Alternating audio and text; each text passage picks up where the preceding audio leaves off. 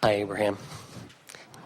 Okay, I have a number of questions that just come to mind over the months, and you mentioned about when you're feeling good, that is good, and I wanted to talk about cravings, because it seems to me that oftentimes when we crave something, it really isn't good for us, and yet to satisfy the craving feels good. So how does that work? Well, earlier when we were talking about when you're in despair, how good anger feels? Yes. Well, sometimes that craving feels better than where you were too. Okay. And so what we want you to do is make your way all the way up the emotional scale, and then let's talk about how cravings fit in. Because when you are in tune with who you are, the impulses that come to you are always about things that are good for you, you see.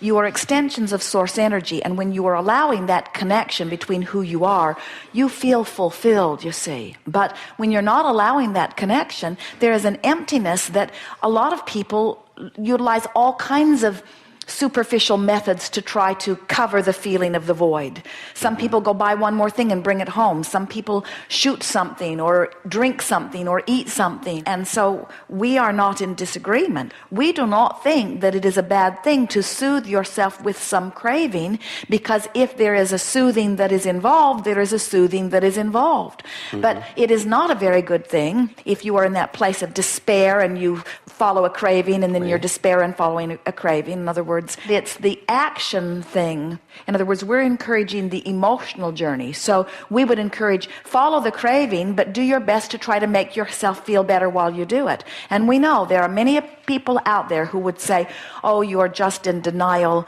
and you are just not admitting where you're at. But we promise you, we have never, not one time ever, seen anyone reprimanded into a better vibration.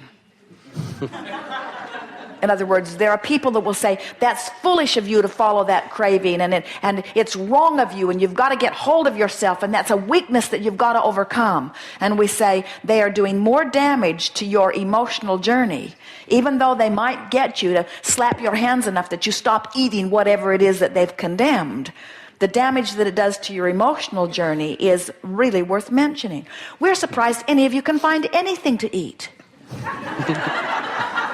Somebody has found something wrong with every bit of food that exists on your planet. It either has too much fiber or too much protein or too much fat or too much carbohydrate or too much of something or other, you see. Too many preservatives, too much coloring, too much natural sugar, too much unnatural sugar, too many chemicals. And so it's a rare one of you that sits down in a peaceful state and approaches food. We see you in terror as you are looking at menus and as food is before you. We see you in the grocery stores reading the label. All of that stuff, you have no idea even what it means or what it is in combination. And because you read some survey or you heard some person that says, watch out for that and watch out for that and watch out for that. And suddenly your food has become your enemy, you see. You've got to make peace with your food. And we don't think that following a craving is a bad way of going about it. In other words, the animals follow their cravings and they are healthy. They are a healthy body of beasts, you see. And humans often follow cravings and condemn themselves for doing it. So any advantage that they received, in other words, your body is like a chemical factory. And your chemical factory can make good of almost anything that you put in it. And when you are in love with yourself as you're putting it in, your chemical factory is working at top performance. But when you're condemning yourself as you put it in, your chemical factory is all shut down. And so it is not what you eat, it's how you feel when you eat it. Haven't you known people that are thriving on food that you know that you should not eat?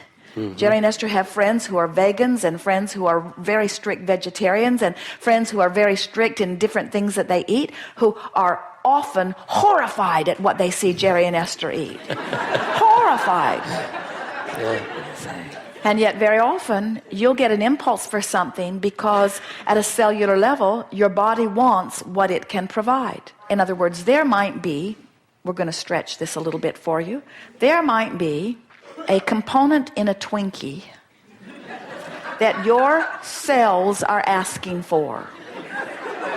And if you haven't read the label, and are not pushing against some of the other components in the Twinkie, your chemical factory will extract from the Twinkie what it wants. But if you are horrified at yourself for eating the Twinkie, your chemical factory cannot begin to do what it would have done otherwise. So we will not agree with you that cravings are bad, because that would be like saying, I crave feeling good, so I reach for thoughts that feel good.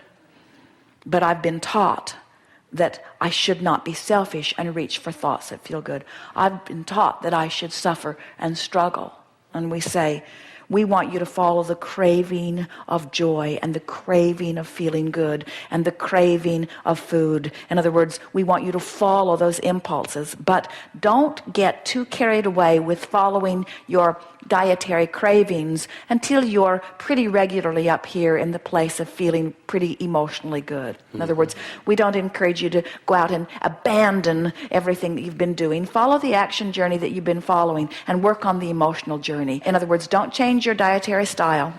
Do what you think you should do, because the worst thing you can do is to do something you believe is wrong. So continue doing what you believe is right while you do your best to follow your emotional journey and get feeling better and better and better. But it is our promise to you that the better you feel, the less concerned about action you will be. The less concerned about action you will need to be, because you will have enacted the universal forces, you will have enacted the cellular forces, you will come into alignment, you will be a thriver under any and all conditions. Mm-hmm. Very you. good. Yes, indeed. We are appreciating everything that came. Yes.